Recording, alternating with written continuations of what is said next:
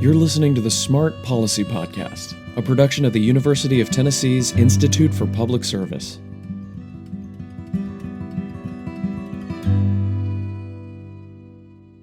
When staff shortages and tight funding meet a rise in drug crime, you might not expect an overburdened police department to make extra work for themselves. Yet that is exactly what happened in Chattanooga in the mid-2010s, when calls to EMS started backing up so severely that the cops had to start shouldering more of the response than ever before. Holy cow, this is a whole lot bigger than we ever thought it was. It's a lot worse than we thought it was. We got to figure out what's going on. So it's Chattanooga Police Department narcotics officers taking it upon themselves to volunteer extra work on themselves to create a difference. Today I'm speaking with Investigator Terry Topping of the Chattanooga Police Department's Narcotics Unit and Jennifer Baggett, Senior Data Analyst for the Hamilton County government. As the opioid overdose deaths kept piling up, Terry, Jennifer, and other dedicated individuals on the force used three ingredients to start turning the tide: data. Prior to 2017, we didn't know about the overdose deaths in our office. Our homicide unit would respond to what they assumed might have been some overdose deaths, but none of it was tracked. Terry and I came up with this spreadsheet, and I called it the repeaters. And it was literally anyone that had overdosed more than twice. And I, as the data analyst, literally watched through data heroin kind of fade out of the picture and fentanyl come onto the scene. Compassion. It's weird for narcotics officers to end up being a friend to somebody that's suffering from the addiction. And they've gained a trust with us over the year that we don't have to go look for them anymore. They'll call us and say, I need some help. And leadership. You have to communicate with your collaborative partners about what it is you're trying to do. Well, hopefully they'll have an administrative or a boss that I've been lucky to have that allow me to run freely with this. Chattanooga currently does not have a co-response unit, but their narcotics unit has been using the resources they have to get people that overdose in connection to harm reduction, treatment, and recovery court. And it's working. Not only are their deaths decreasing, but so is aggravated assault and burglary. Everything impacts everything, whether you realize it or not, in the world of crime and drug overdoses and community. Well, my name is Jennifer Baggett. I'm the Senior Data Analyst for Hamilton County Government in Tennessee. I know Terry because I was a crime analyst at the Chattanooga Police Department for almost 10 years. And he started needing overdose data. At the time, I was in the crime analysis unit. And in order to kind of get any data on a specific project, a detailed analysis, people had to put their request in. I remember he talked to his sergeants. His sergeants reached out to me, and that's where it all started. And then slowly, after a couple of years, there was an opening in the organized crime unit where Terry worked. And they were requesting a standalone analyst. And it was actually the gang intelligence analyst. And I put my name in the hat and I interviewed and I got the job. So then I switched buildings and I was right down the hall from Terry. And although I was the gang intelligence analyst at the time, they were reorganizing our gang unit. So during that interim, my primary focus was drug overdoses and working directly with the narcotics unit, primarily Terry, because he was kind of at the forefront of all the drug overdoses specifically that were deaths. And so we worked very closely for several years until I got this position with the county. Is that right, Terry? I'm Terry Topping. Work at Chattanooga Police Department. I'm in the narcotics unit. I've been with the police department for 25 plus years now, and I've been in the narcotics unit for 22 of those years. So over the last 22 years, I've seen a whole lot of epidemics, a whole lot of things happen. This by far being, of course, the most tragic. And as Jennifer was saying, once we started recognizing that we're having a new issue that narcotics detectives aren't used to responding to, we found that we need to inject ourselves into the problem and try to fix the problem rather than just responding to the problem. So in about 2017 is when I started taking over organizing a response to the overdoses. In 2017, it kind of grew and materialized into a program to where we had a system in place that we could attack both ends of the problem. We started very early in 2017, not only chasing after the drug trafficking, but also trying to interject ourselves into the world of addiction that we didn't know very much about at the time. And learned very quickly that we can be involved in that and redirect the addiction side of the problem into some kind of recovery process and working both ends of the problem. So trying to get the customer base recovered while we're chasing after the suppliers of the product and trying to quickly minimize the totality of the problem. And I think we've been quite successful for the minimal amount of manpower we've had to be able to make that happen. You know, it might surprise some people to hear that narcotics officers might have some not be used to respond to a particular narcotics related issue. What exactly do you mean by that? It was very different for us. You know, the typical narcotics officer, investigator, is pretty much the high adrenaline guys that like to chase the worst of the bad guys who create a whole lot of violence in the world of drugs. And we get in that mold that we're constantly doing that. That's who we are. When this came up, it's a whole different direction to investigate. It's a whole different direction to respond. It's a whole different attitude.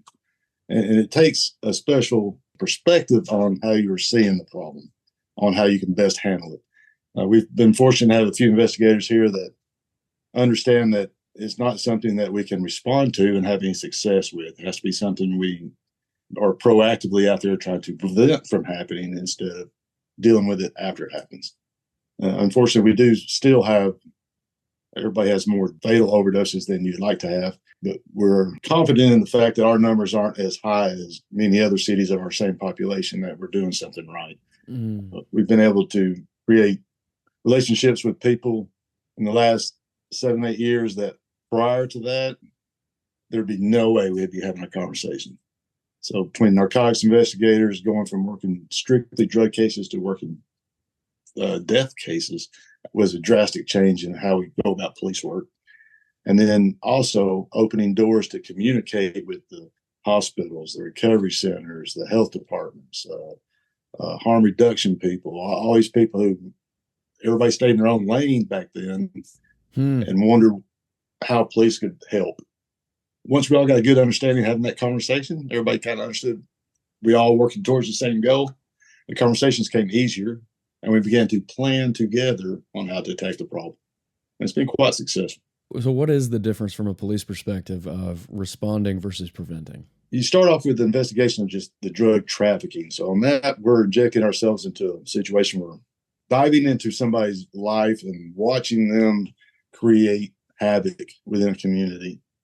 And the driving force behind a narcotics officer for that is to be able to stop it and put this guy who thinks he can rule the streets and is free from incarceration. That's the rewarding part of that. So the adrenaline part of narcotics work on that is what drove a lot of investigators. Now the adrenaline can't be there. Now it's more passion and compassion as the driving force. So now you have to be passionate about wanting to fix the problem. You know, we didn't expect deaths to be involved with the drugs. You know, prior to 2017, we didn't know about the overdose deaths in our office. Our homicide unit would respond to what they assumed might have been some overdose deaths, but none of it was tracked. Once it became on the forefront that people we were investigating were dying and we're trying to figure out what's going on there, did it become obvious that it's a drug problem? We're the drug police. We need to do something about it. Okay, so that's interesting. So the police did not have the overdose data. They just knew drug seizure data and drug trafficking data. You know, I'd imagine local hospitals had a very different picture of what was going on, for example. Like you mentioned, everyone being in silos. That's right. We didn't have that communication. Jennifer, we've talked about this before, but how did the role of data change this whole landscape? I was there back in 2017 and I didn't track overdoses. I didn't even know it was a thing until I was asked to start tracking it. And in order to track it and understand what our community was really dealing with, I pulled historical data because you don't know what you don't know, kind of, you know? Right. And so I started pulling historical data and getting with Terry because in 2017, he had slowly started tracking what he was seeing in terms of heroin overdoses. Well, at the time, we thought they were heroin overdoses, and they were. We didn't realize the fentanyl issue too much until a little bit later on. But looking back, we realized it was fentanyl slowly getting into the heroin supply. We started our overdose death rate and just overdoses, non-fatals started drastically increasing. And I, as the data analyst, literally watched through data heroin kind of fade out of the picture and fentanyl come onto the scene in Chattanooga. In other cities, it was already kind of widely prevalent back in 2015, 16, 17. But in 2017 is where I think Chattanooga really saw it. And that's where we started really tracking it. And we're able to watch the whole rise of fentanyl and the dramatic increase in overdoses in Chattanooga. Me and my partner at the time, Rodney Prophet, we were responding to most of the drug calls at that time, that street level activity. So the first time we were introduced to the aha moment, like what's going on, we responded to another medical call. Our medical calls really increased. So it's backing up EMS. Not really know what the problem is. The ambulance takes off the patient. Police really didn't know what the situation was. We noticed it started really increasing. We went ahead and responded to one of those calls one time. That's probably even before 17. It might have been 15 or 16, but there was a girl who'd overdosed in a parking lot of a bank, and we didn't know it was an overdose at the time. It was a medical call. So she's in the parking lot. She's in the ambulance. The EMTs pretty well sure that it was not going to be a survived overdose. They were treating them. We were just kind of standing around as they were working on the patient. We started noticing people coming up to the ambulance, just people that you could tell were in the world of drug consumption and just kind of hanging around, just hanging around the ambulance. The ambulance were working on the girl in the ambulance. After about 5-10 minutes, the girl had sat up in the ambulance and said, "I'm fine. I'm good to go." And we're freaking out. We was like, "What just happened? We don't know what's going on." The people who had crowded around the ambulance waiting for that to occur, apparently they knew it would, started asking the girl, "Where did you get those drugs?" They wanted the same thing. So right then we realized that this addiction is so strong that these people are willing to go to the edge of death to be able to fix that addiction or feed that addiction. Holy cow, this is a whole lot bigger than we ever thought it was. It's a lot worse than we thought it was. We got to figure out what's going on. It was at that point that we started realizing the heroin had came back. We were hoping we were going to miss that drug here. So clearly what had happened is she'd been revived with some naloxone spray of some kind and reverse the opioid effect. And but what you described there, people asking, where'd you get that drug? Where'd you get that drug? Well, I've heard that across the state from law enforcement, that it's just not like it used to be. That fentanyl, the potency of it is just so high that the level of addiction is just not what was dealt with maybe even in the early aughts or 90s or before that. It's a very different situation now. That you said you had the aha moment in 2017, that if that correlates with fentanyl, that makes perfect sense. That's right. And that's when we started really diving into learning about addiction, about the drugs themselves, and how we as law enforcement can play a part in correcting the problem, not just responding to the problem. It's weird for narcotics officers to end up being a friend to somebody that's suffering from the addiction. Right. And it took a couple of years, but we dove in there. We're out in the community. We're working with them. They know that if we have to, we'll take them to jail. But if we don't have to, we're going to try to find them some help. We're going to treat them fair. We're going to treat them right. And they've gained a trust with us over the year that we don't have to go look for them anymore. They'll call us and say, "I need some help. Can you take me somewhere to get some help?" Just a whole new world for us. Yeah, that's huge. I was going to say, are you doing this in uniforms, or were you having to do a lot of plain clothes to get that trust built? We're plain clothes. And in the beginning, we did it only in plain clothes. Now we're getting a lot of buy-in from our patrol officers who also want to help. So we'll bring along patrol officers too.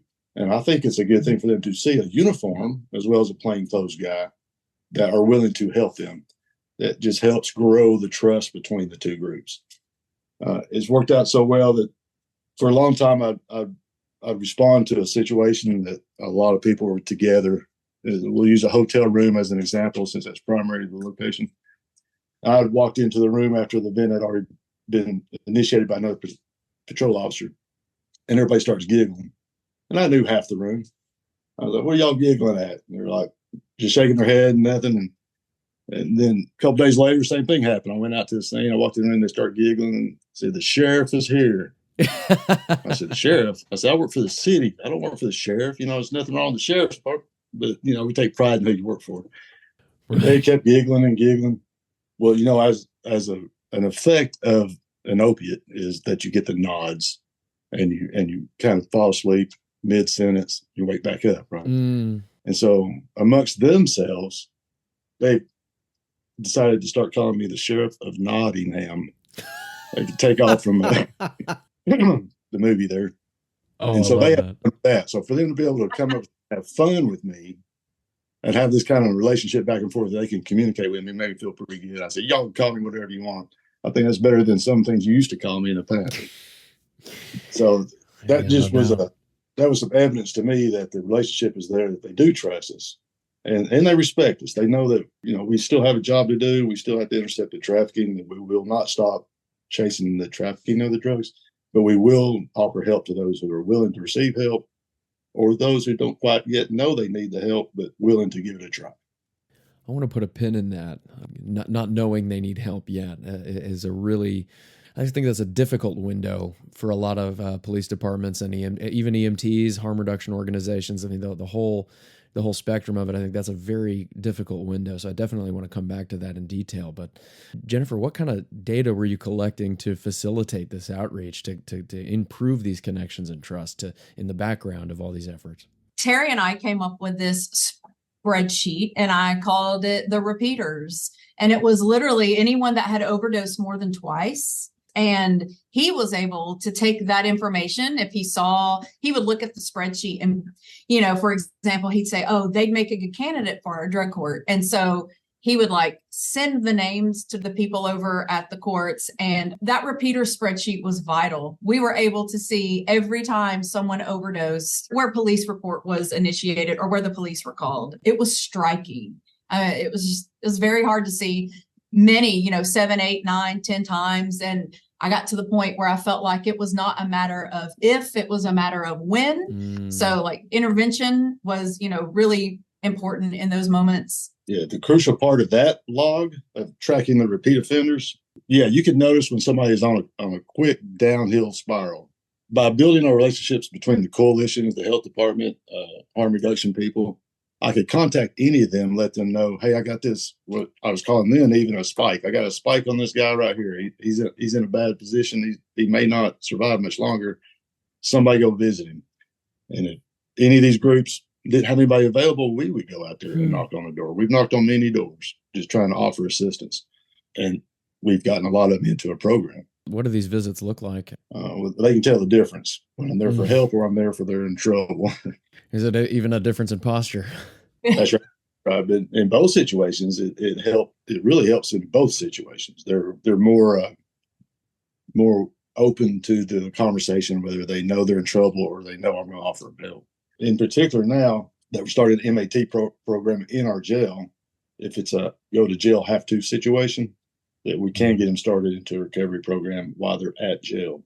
And all these different things are coming together, coming to flourish. That is progressing the correcting of the issue at a better pace than we were 5 years ago. How did the city respond? The city leadership, because it sounds like it was very internally directed by the police department. That's a good question. I think a lot of it is more office internally driven. So it's Chattanooga Police Department narcotics officers taking it upon themselves to volunteer extra work on themselves to create a difference in our community. We have like everybody else, a shortage of manpower, so it makes it hard to be able to pay it the correct attention that it needs. But whatever attention we can provide it, we have some pretty decent personnel here that are willing to do that. And we pretty much do it on our own. All these statistics, our reaction, our proactive activities, our collaborative efforts and going to meetings after meetings after meetings with various groups all across town, really just do it on our own. We report back on the results of those to our administration, but there's not really an organized overdose response team.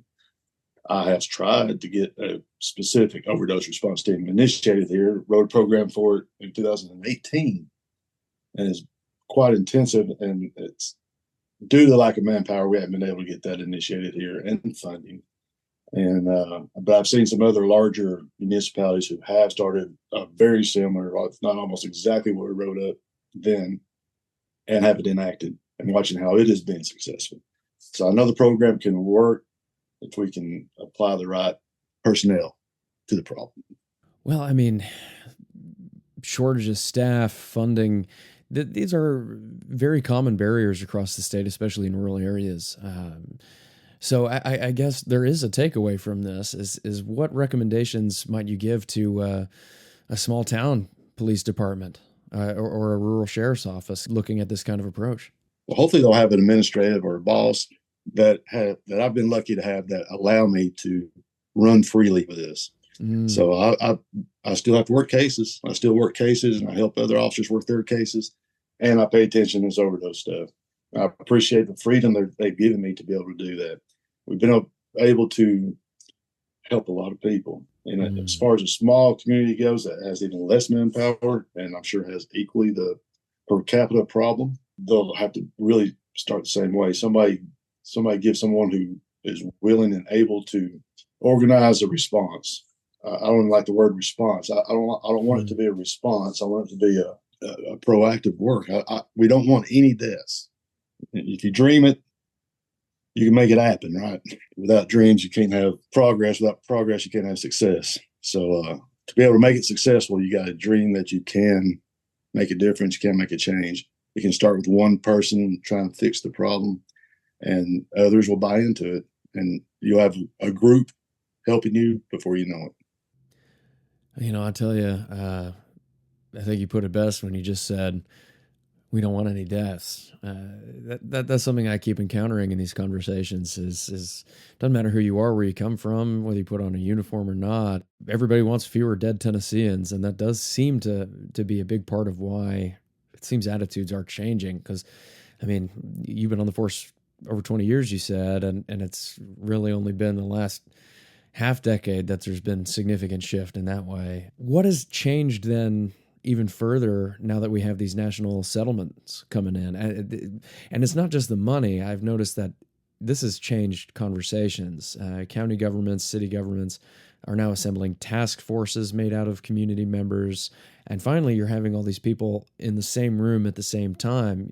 Again, you've mentioned we used to be in our silos.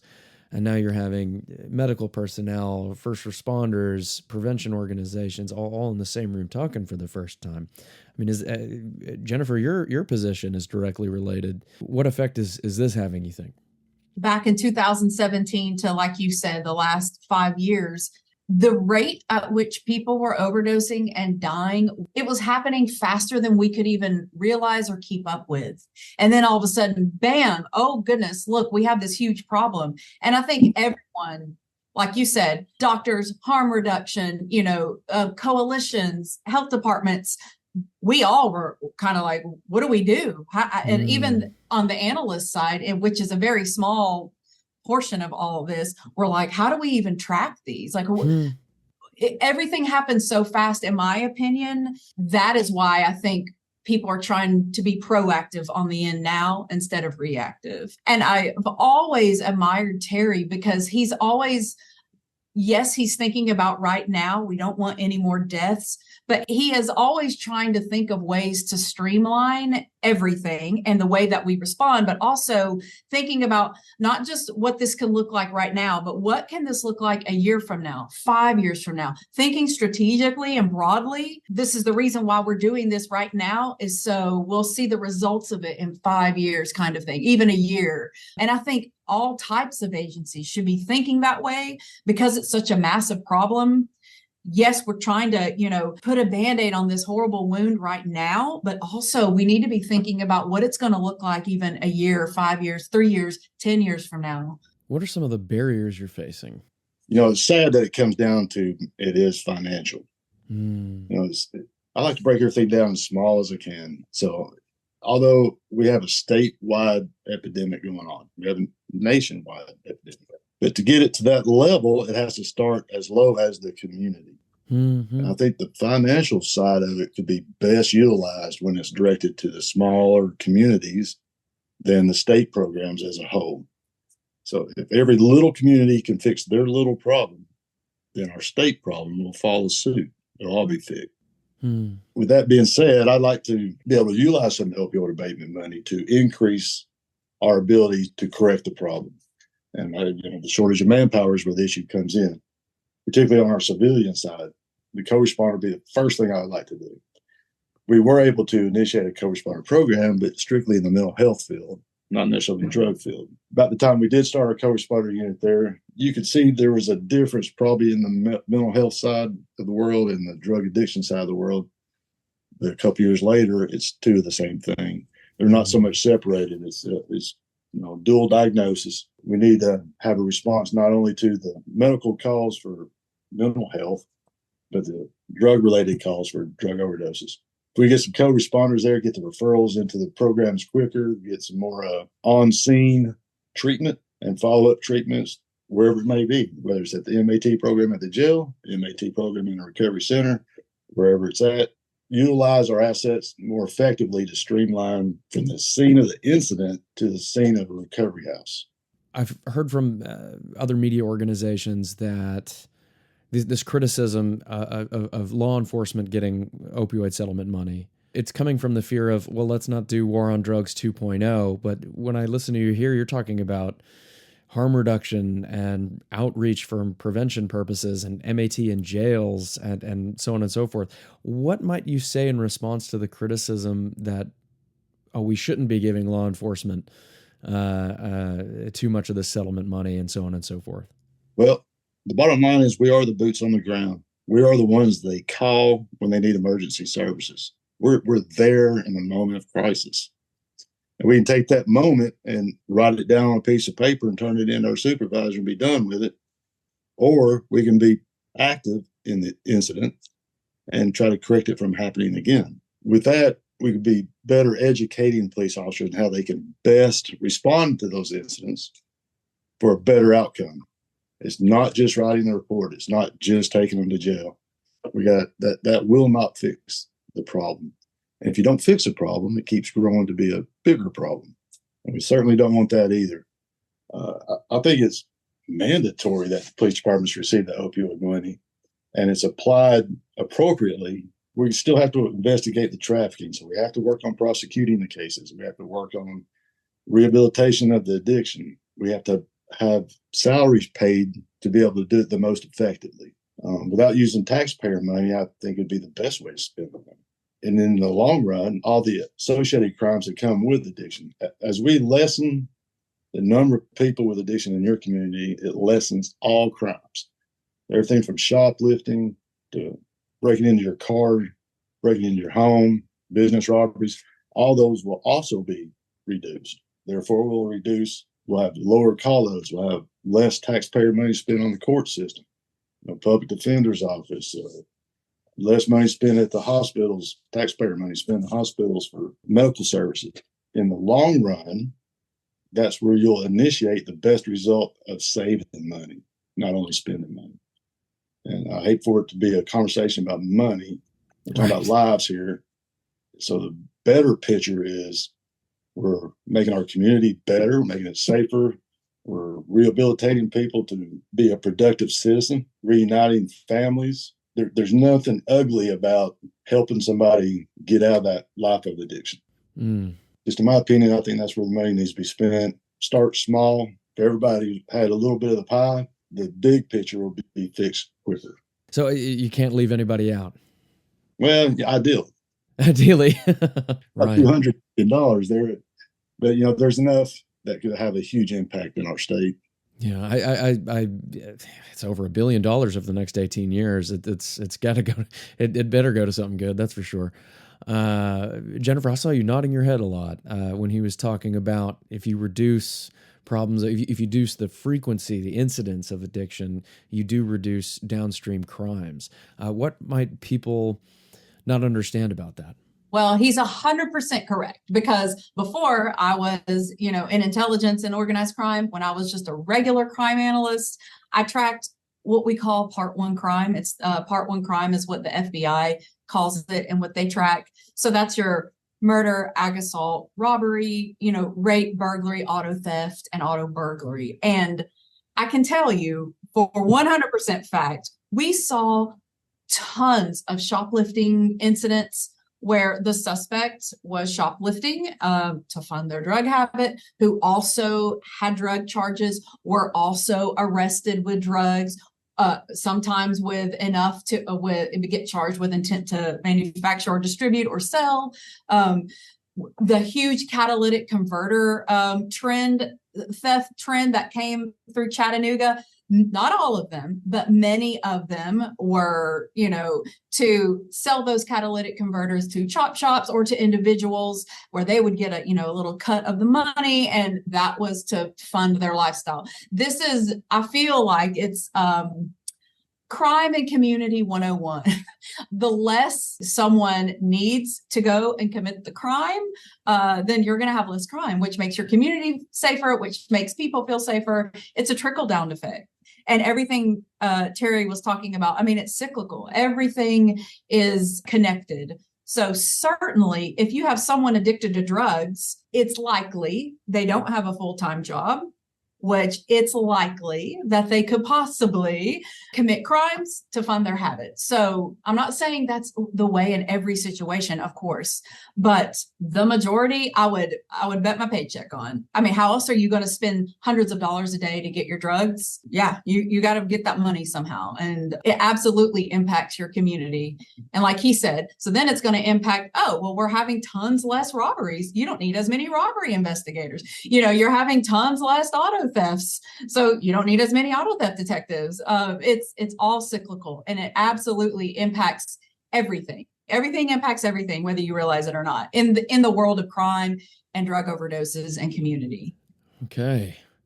I think this does perfectly bring us back to what I keep talking about in the background of what you said. What advice do you have for people working on this space, for boots on the ground, for engaging people who may not yet realize they're ready and it's time? What does that gray zone look like, and what lessons can we get from Chattanooga?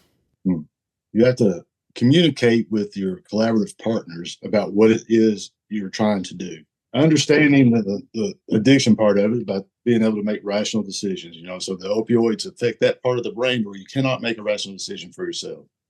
Yes, you have a right to deny transport on that ambulance to the hospital, but is that a rational decision? And we as police officers, we're not just police officers, we're your preacher, sometimes we're your parent, sometimes we're your psychologist. By getting to know the people in our districts that we work, in our community that we work, we know most of the offenders, people involved in this world. Your player is not making a good decision for himself, and what they need for them many times much better than they know for themselves. Thank goodness we have a fantastic recovery court program. We are able to, even though they may not be ready for recovery, if they're committing a small crime, little misdemeanor crime that we may or may not necessarily take them to jail, if we know that they're on a spiral situation or they're just really need some attention, have some services provided to them, we may just go ahead and arrest them on that trespassing charge. I'd imagine, especially if they have 7 or 8 overdoses already, right? Correct. Wow. Well, now they've been introduced into the jail. We'll follow that up with a referral to the drug court program. We'll go and do an assessment of them on the spot, get them into an MAT program while they're waiting on the court time. And by the time they get to court, they're ready to divert their case into the recovery court program instead of staying in jail and continue down the path of repeat offenses and keep on going to jail and watching out for the police. They'll enter that program. And that is something really amazing to see. Some of the people that you think may never find recovery will always be addicted to this drug. To actually go in that program and find recovery is pretty, that's my new motivation now. Watching that happen to people, I would not have expected it before I started working with the recovery court team. Everybody needs to see that. And once you see that, you realize that they can recover. And once they learn that they want to recover, it's a very productive avenue to take. No, it must kind of feel like a miracle sometimes. It does. So you're describing this thorough ecosystem. You have police that are integrating with community partners, harm reduction, prevention coalitions, getting to know the community members themselves, the people using the drugs, getting to know them, getting to know their lives, not just a dictatorial, well, you use drugs, ipso facto, jail. This is, you've talked about connecting them to treatment and having a recovery court program. So there are a lot of important pieces to this broader picture then that really are required for it to function. True that. And we can't leave out the education part of it either. Mm. We're diving into that too. We're trying to get to as many schools as we can. And that's also a great partnership of our coalition here. The county coalition assists us and we assist them. We do our own things separately sometimes, but we'll go into the schools and try to prevent the kids from ever saying yes when offered some kind of product. We just got to keep it in front of them. Hopefully it'll stick in their mind someday if they're ever presented with a situation and not ever go down that path. Well, some of the data I've seen show that the kids are listening. I think they are. Does seem pretty promising. I would normally ask what's given y'all optimism, but I would say just the story of seeing that it can work with even the most severe cases is a pretty good example of that. Well, that and having a kid will drive you too. So that's another part of my driving force. I have a young son. I do not want this presented to him. I try to not be selfish and save that for myself, but I would like that for the whole community. I don't want anybody's kid to be presented with that option. There should be no option. We want to make Chattanooga, our community, undesirable for drug dealers. You can't make any money here because there's no customers here. They're all recovered. Go somewhere else. And if we every little community keeps pushing them out, they have nowhere to go. That's big. I love that. No, that's a great way to frame it. What policies at the federal, state, or local level would you think you'd like to see that might make this work even easier? Laws are great. They're only as good as they can be enforced. Policies are only as good as people will follow them. Terry, you could talk a little bit about the Murder 2 statute. Yeah, on that prosecution side. Yeah. Well, that's part of our trying to create the fear into the drug dealing that you sell drugs in Chattanooga and you cause somebody to die. We will come after you with all that we can to prove that and charge you with that second-degree murder. That really holds up a lot more in court as far as the sentencing guidelines, so they're able to stay in jail a lot longer. Hitting them with the second-degree murders, hitting them with the sale and deliveries, anything we can do to prevent other drug dealers wanting to come here and sell drugs, we're going to try to do. And, of course, on the other side, it also finds closure for the families who are victim of that overdose death.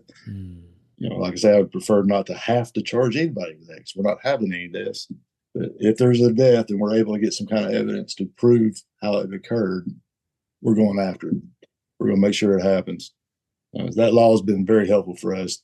I go back to our population here. Our deaths per capita is quite lower than similar population cities in Tennessee. And I think a lot of that is how we do go after those kind of cases. We'll charge the murder too. And then, of course, our trying to help in the addiction side of the problem as well has kept us from being at such a higher rate as other cities of the same population. So I think we're heading in the right direction. We're even lower this year than we were last year. So I hope we pinnacled and heading down, knock on wood. Right. Has the second degree murder charges, how does that play into the recovery court system? Well, if you are charged with a second degree murder and you're an addict, so if you're selling and you're an addict, once you get a violent charge like that or any kind of distribution, so it disqualifies you to be able to go through the recovery court program. They do have some parameters that will allow you in, and there's a few that would be one, and second degree murder is one of them. Mm-hmm. So that would disqualify their capabilities of going into recovery court. And quite frankly, somebody who gets charged with something like that is not just a co-user, like I helped you get your drugs so I can have some too, so that we're both feeding our addiction. It's more for the profiteer. So whoever's profiting from the sale of these drugs without any regard to whether the customers live or die are the ones that we try to reserve that for the most. Okay, so you for the bigger dealers, the bigger distributors is where that charge is usually applied. Well, yeah, we try to focus that. We don't try to do the lower fruit, the co-user. We understand that world too. That's just because you bought them for you and your boyfriend doesn't make you a distributor. And but honestly, in the totality of the circumstance, you should not be charged with a second degree murder. You're not a profiteer. I think that's more designed towards the upper tiers of the distribution problem. Everybody might have a different perspective of how to use that. Right. That's how we got it here. Gotcha. Okay. Well, any other final thoughts? The data just here in Chattanooga has shown a baby decrease that was also on trend with 2023. Maybe that's a sign. I know that we've seen a decrease in EMS administering Narcan in our community. Granted, Narcan is now more widely available than it was even 10 years ago when it was just EMS kind of that had it. Now it's harm reduction folks, coalitions, hospital, everywhere. So every slight decrease is a win, in my opinion. Slow and steady wins the race. Baby steps equals big results. We can't focus on one avenue. Yeah. We have to both the harm reduction, the education, and the trafficking. So we'll always need to enforce the laws and hold accountable those who try to spread the poison, while at the same time we're still trying to find help for those who are trying to get out of that lifestyle. This was a really interesting conversation. We've heard from a lot of law enforcement agencies that they don't know how to get started, and I really think that this example could be a guidepost, especially for smaller police departments, because as I said, that issue with low staffing, low funding, that's going to be a pretty pervasive problem, I think, for the foreseeable future, even with the abatement funds. So it's and you're both so personally motivated in this. Terry, you let me know a bit about your own personal motivations. You don't want your own son getting into this, and I know what you mean. I've got a daughter myself, so I'm thinking about the future in that way. But I don't know. You're both clearly motivated, and I think that's what we need. Thanks, Jeremy. All right. Well, thank you both for joining me on the Smart Policy Podcast. I really appreciate it. Yeah, it was awesome. For more episodes on in-depth discussions on Tennessee policies related to substance use disorder by a range of local experts, please subscribe to us wherever you get podcasts and visit our website at smart.tennessee.edu. I'm Jeremy Corvellis. Thank you for listening, and see you next month.